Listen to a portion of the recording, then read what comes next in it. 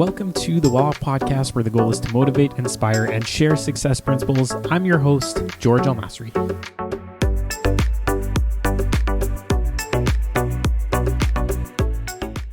On this episode, I interviewed Luca and Sal, who started investing in real estate when they were still students at Schulich. They each purchased a condo in Toronto during that time, and now they started building their real estate business full-time with a focus on acquiring distressed properties and then passing them off to other investors, aka wholesaling. Their company is called SLG, and they also do some flips. They own a construction company. And on this episode, we talked about starting their wholesaling business in 2019 and then growing their business through Google Ads and direct marketing, starting a construction business to complement the wholesaling, and then why they've been getting more calls lately from sellers. We talked a little bit about the market and what they're seeing. We broke down the company, the rules within SLG, and how many employees they have, and the number of deals they've completed last year, where they're projecting to go this year. I know you guys are going to enjoy this. I ask you to leave us a 5-star review on the Apple Podcast platform. Make sure to like and subscribe on YouTube, and then share this with a friend or family member.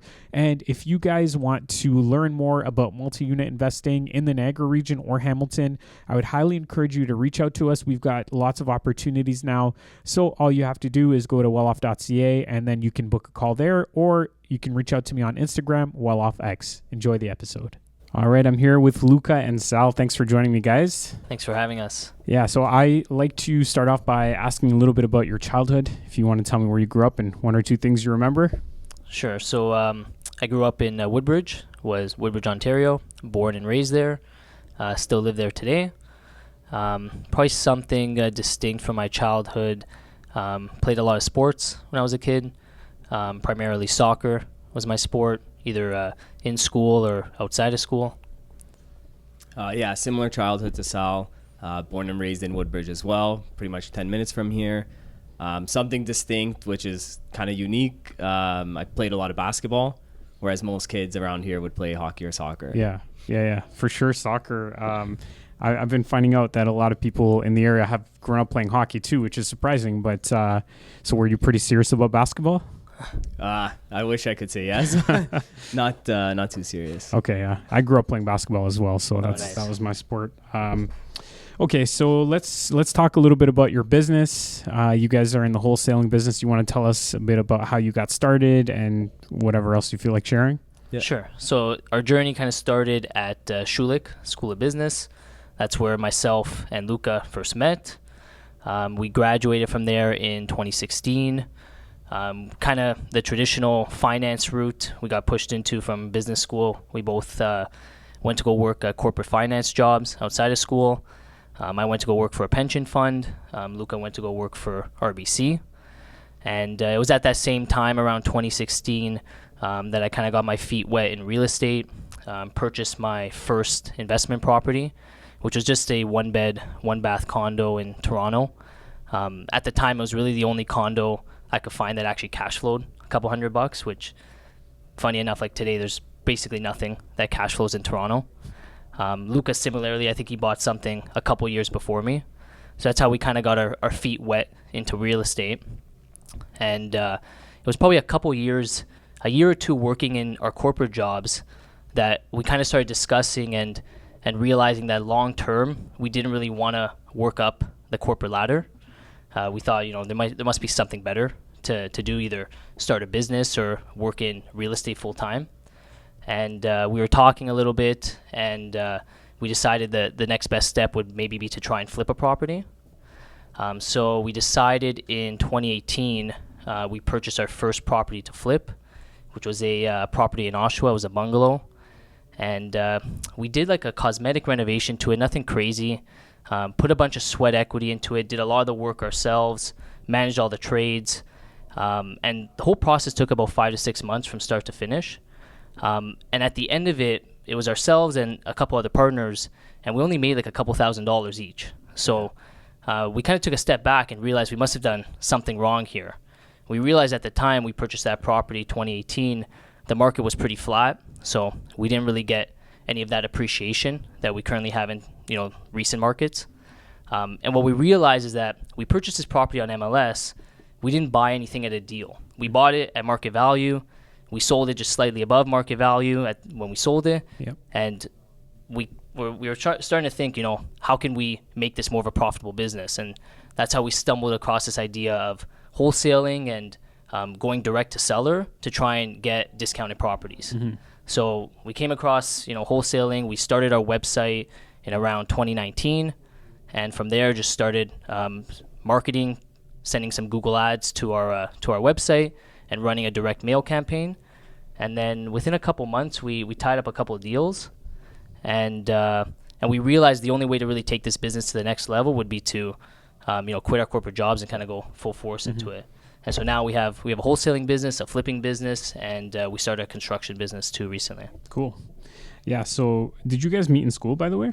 Like, we did, yeah, at we Schulich? did exactly. Yeah. In school. So you were in the same program? Yeah. Okay. So how does wholesaling, it sounds fun, but I know that there is like a pretty big marketing budget involved. It takes some money to start getting those phone calls.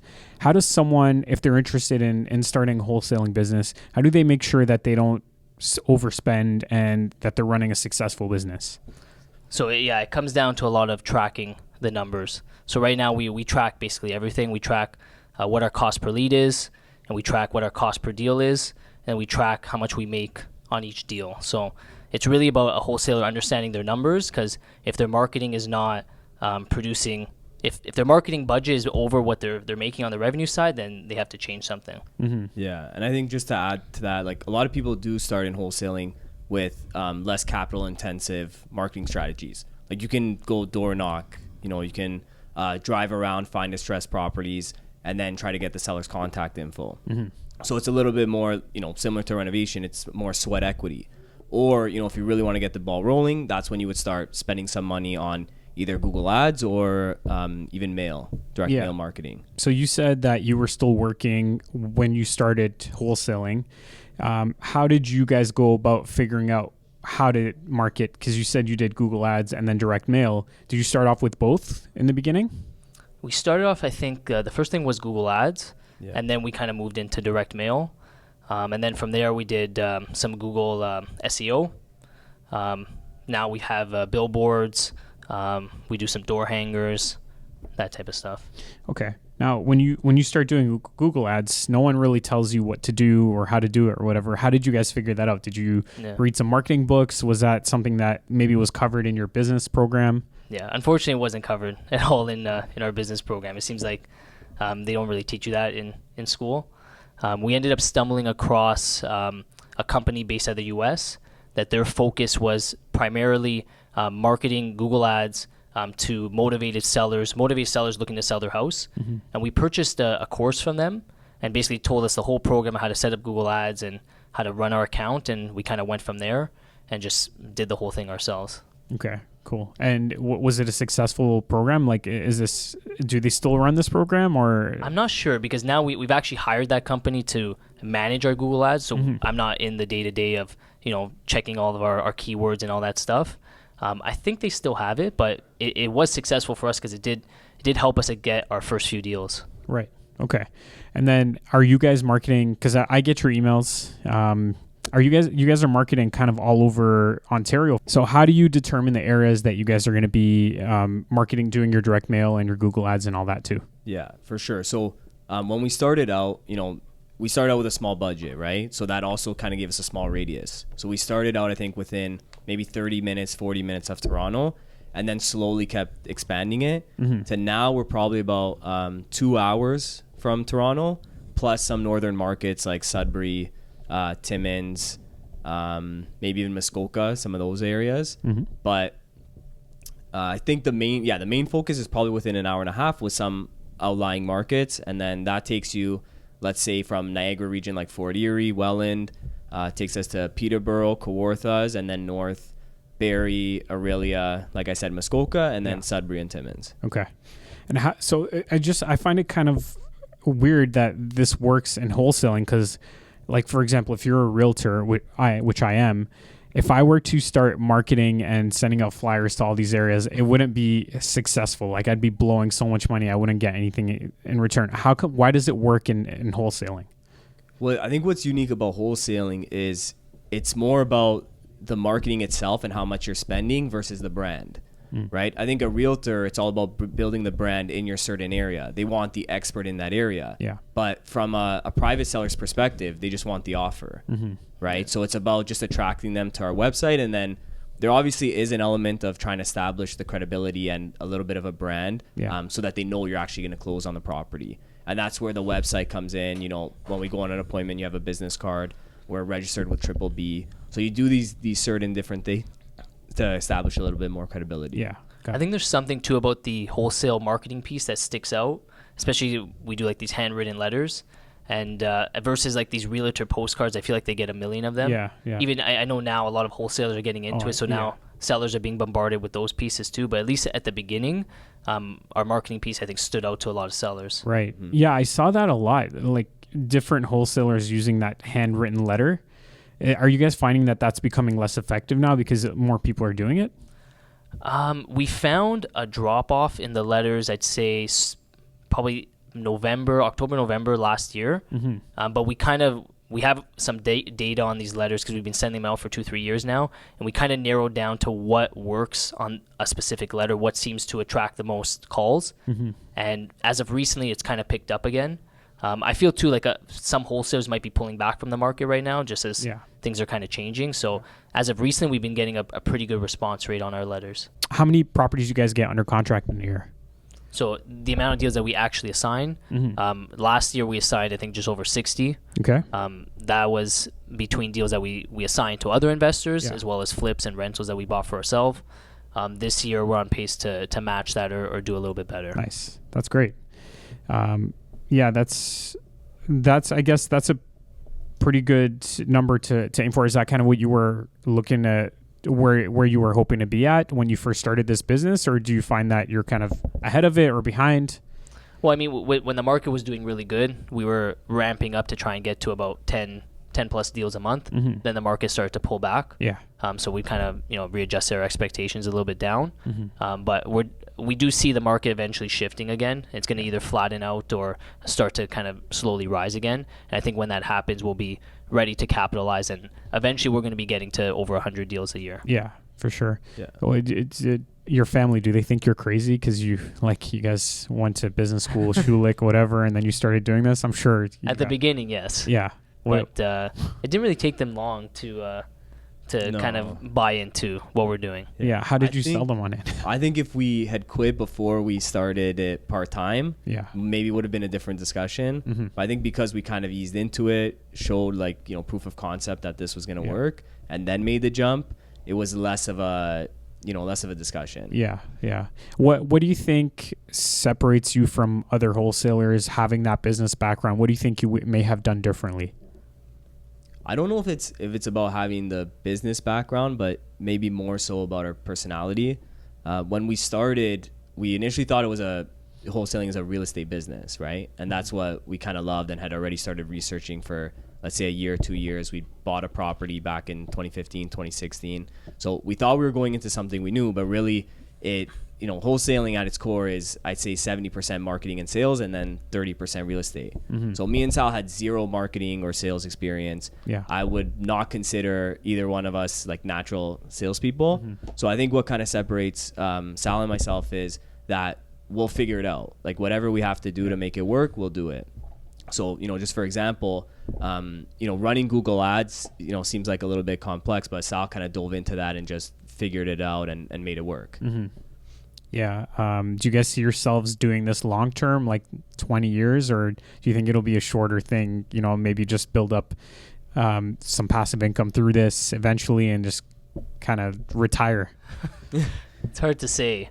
I mean, if the business is still doing well, I don't see why we wouldn't. We would maybe just continue to grow the rental portfolio or eventually expand into other businesses. And that's what we're kind of at the point at right now. We're starting to systematize the wholesaling and flipping business where it takes less of our time. And we're thinking, what's the next step? And that next step for us is the construction business. So we brought in the people in-house to start that business, and now we kind of want to grow that as a separate entity where we're offering construction services to other homeowners or other investors. Do you guys have a passive income strategy that you're kind of working towards as well, or for now are you just focusing on building up your active income? So yeah, I think from the beginning it was always the goal to do both. And part of what Sal's saying is like eventually we want to make that active income, somewhat passive. I don't think it would ever get passive, but as you bring in more employees, more, management on that side, it becomes more passive. But, considering that's always active, we wanted to build a rental portfolio. Like that was always the goal from day one. I think it took a few years of sticking with primarily flips and wholesaling just to build up that capital. Because we initially had the idea of, we wanted to own all the properties ourselves rather than going the joint venture model. Yeah. Right. That's what we just felt was a better fit at the time. And, going down that route, you need some capital to get it going. Even if you're doing almost full burrs, like it does take time to get that capital back. So we spent the first 2 years building up the capital. And then we kind of created, our strategy was we wanted to be primarily based on getting close to a perfect burr to get that capital back so that we didn't need joint venture partners. And then number 2, cash flowing so that we weren't worried, our number one goal wasn't speculating and appreciation. That would always be, icing on top, because as long as the portfolio cash flowed, even in a down market, even, when there was volatility, we were still having that monthly cash flow being generated. Yeah. Yeah. I'm finding personally, like on our portfolio, because we have a lot of variable mortgages and the rates have been going up so much that some of our properties, like the cash flows, were getting really thin on them. So that's been interesting. I think going to like a static variable might be a good option for a lot of people. Just having that monthly payment stay the same and then your principal and interest portion change. That's a good strategy, I think, moving forward for a lot of people. But that cash flow thing's been interesting. The only issue with that is we're finding we have that static variable mortgage on some of our rental properties, and with the interest rates rising, the amortization on some of those are like 50, 60 years now. Yeah. So they're going they're going to get readjusted at some point. Yeah, they're going to have to change the monthly payment, right? Yeah. I think they change it minimally though. Yeah. I don't think it'll bring you up to what it would be if you were to get that mortgage today at those rates. Right. Yeah. So it's still, if the goal is cash flow, it's probably still, not too bad. Yeah. Now, you guys said a lot of wholesalers are kind of pulling back their marketing, but it doesn't sound like you are. What's the reason behind that? I don't know if necessarily wholesalers are pulling back. We're just seeing some kind of exit the market. We find that you kind of still have to stay steady in this market, even if things are coming down, because you never know what opportunities you can capitalize on. Even in a down market, you just have to readjust the purchase price that you're buying these properties at, and you have to account for in the ARV numbers, assuming maybe that when you go to sell the property, it's maybe 10% down or 15% down. And I think you can still make some deals work even in a down market. And we also a little bit earlier touched on your email list, 4,800. How did you build that up? I see sometimes like on Facebook and these groups, sometimes people say, hey, I'm building up this new wholesaling business. Send me your emails. Is that kind of what you did, or was there another strategy for you? I think it was a mix. So I think from the beginning, when we didn't want to spend too much money on it, I was doing that. Posting on Facebook, and then also posting on like Kijiji, Craigslist, just posting ads every couple days, every week. And that's how we probably started, got to maybe 1,000, 2,000 buyers. Yeah. And then we started running ads. So Facebook ads before buyers. That brought in some more buyers. And then a lot of it's, some networking and word of mouth, things like that. Yeah. On a more technical level here, let's say you guys do assign a deal to an investor and for some reason they're not able to close, like they agree to the date and whatever else. Then what would happen in that situation? Are you guys still, like, in your contracts, are you still liable to close on these properties? And have you ever come across that? So I think what ends up happening is when we assign the property, at the end of the day, it's the buyer's responsibility to close.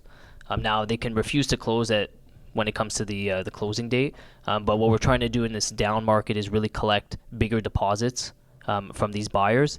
In the case that they don't close, the seller will try to sue the new buyer, the assignee, and if they're not able to get anything out of them, we could be involved in that situation.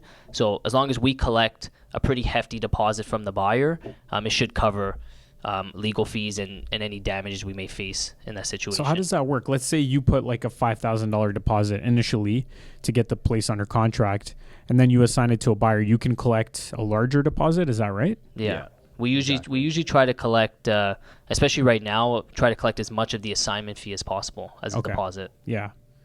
That's cool. So just so I understand, because I've never actually been through this, how does that work exactly? Like part of the assignment agreement, you put that in there as part of a schedule, or how does that work exactly? Yeah, I don't know. I think it's so the assignment agreement is just even on the first page it says how much the deposit is, and then on the last page where it breaks down the numbers, it just gets the deposit gets subtracted from the assignment fee. Okay. So we've even had cases that we've included larger deposits than the actual assignment fee, in which case we have to send money back to the buyer on closing. But having that larger deposit gives them more incentive to close. Yeah. So we're just trying to protect ourselves and, ensure that the transaction actually closes. Are you, because the market's been shifting, have you come across more situations where people have asked to pull out of the deal after they've already committed to moving forward? Knock on wood, I think we haven't gotten many, but we do have some buyers getting, a bit worried. Yeah. And we do have some closings coming up in the next couple months that they bought a few months back. Yeah. And, again, knock on wood, everything goes well, but we haven't had to deal with that yet. Yeah, because we're kind of seeing that in the real estate market. Like, we've had a few closings where people were saying, like, hey, we might just lose our deposit and not close. But thankfully, it's all worked out. It's just, I think it's becoming, even the lawyer that we spoke to was like, yeah, this is becoming so common now. It's happening a lot. So. And it goes back to just collecting a big deposit, because if they're only putting $5,000 down, they might be willing to just walk away from it. Yeah. Right. It's a little bit different for you, but I guess like in this market, like in Vaughan and the GTA, when you're talking about $1 million plus for a house, these people are putting 50,000, but homes have dropped by like 200,000-300,000. So they're saying, whatever, I'll lose the 50 grand. Yeah. I'll go buy the house next door for a lot less. Right. Yeah. Yeah. But you guys are working typically in these markets that are outside of the GTA where the prices are a little lower. Yeah, and usually the buyer's already buying at a discount. So let's say the market continues to come down. Yeah. Maybe it's come down to market value or maybe slightly below market value, but they're not buying at the top, right? Like in Vaughan, right? And now they're down $200,000-$300,000. Right. Yeah. That's cool. So do you guys feel like there's anything, any final thoughts here, anything we should discuss? I think just in general, if anyone's interested in joining our buyers list, they can go to slgpropertydeals.ca. And if they're interested in any construction quote or any construction jobs, we'd be happy to come out and give you a quote. You can email us at info@slgcapital.ca. Cool. Yeah. And also can find us on Instagram at SLG_capital. Yeah. That was going to be my next question. How do people contact you guys? But you guys got it. Great. Thank you. Maybe just one piece of advice for anyone who's looking to start or get into wholesaling. What would that be? For sure. So yeah, one thing that really helped us was partnering, so it's me, Sal, and one other partner, Giacomo. And I think sometimes we see people that try to get started alone. And definitely one option that, is always spoken about on these podcasts is hiring a mentor. We didn't really go down that route. We felt that there was more benefit by partnering with, two of our friends. And, we have complementing and kind of supplementary skills that helped us move further in the business. And, some people go the mentor route and that's great. But, having the partners to push each other and kind of eliminate some of that fear that puts you into that analysis paralysis where you're not taking action. I think you have those partners and it pushes you to the next level. And the other thing that's interesting is because, let's say we're 3 people, I think it kind of forces you to think bigger and set higher goals because you have to split the pie 3 ways rather than just thinking about one person. Yeah. Anything to add? No, I think that was a pretty good final thought. All right, perfect. Thanks, guys. I appreciate you coming out. And sorry, we had some technical difficulties, that's okay. But we had to work through them. Thanks, awesome. Guys. Thanks for having us. So obviously, I think part of why you're getting more responses now is because the market's changing. I think people are afraid that their homes might not sell on MLS. Do you agree with that? Or are you finding you're getting more calls for that reason? Yeah, for sure. I'd say the seller's always kind of lagging, right? The buyers we deal with are always more informed than the sellers. I think the sellers up until maybe a month ago, 2 months ago, thought the market was still on fire. So they, when we spoke to them, they were still saying, well, I can just list it and get top dollar, it'll sell it in a week. I think that's starting to change where they know now if they're going to list it, they're unsure of what price they're going to get, and they're also unsure of how long it's going to take to sell. So I think they really value the certainty that we can provide of, this is our price and this is the closing date we can do. Right. Okay. So in that situation, if you offer someone a certain price with a certain closing date, but you can't assign it, what do you normally do in that situation? You close on it yourselves? So sometimes we do. We try to make the offers to sellers at prices and with closing dates that we would be comfortable purchasing it ourselves. Sometimes they're in areas that we're not interested in purchasing, or we might not have the capacity at that time. That's why, every time we make an offer, it is a conditional offer. Yeah.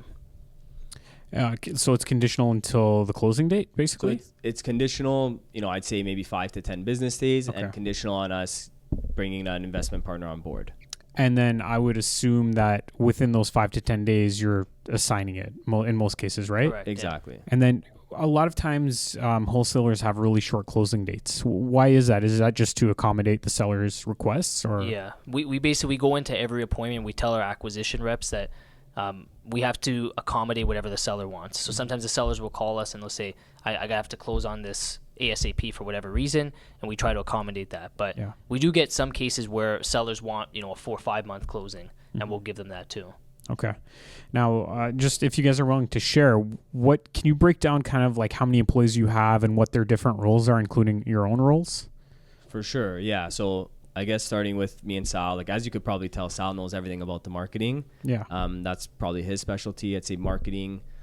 Sales, when I say sales, that's kind of acquisitions and dispositions. We kind of oversee that together.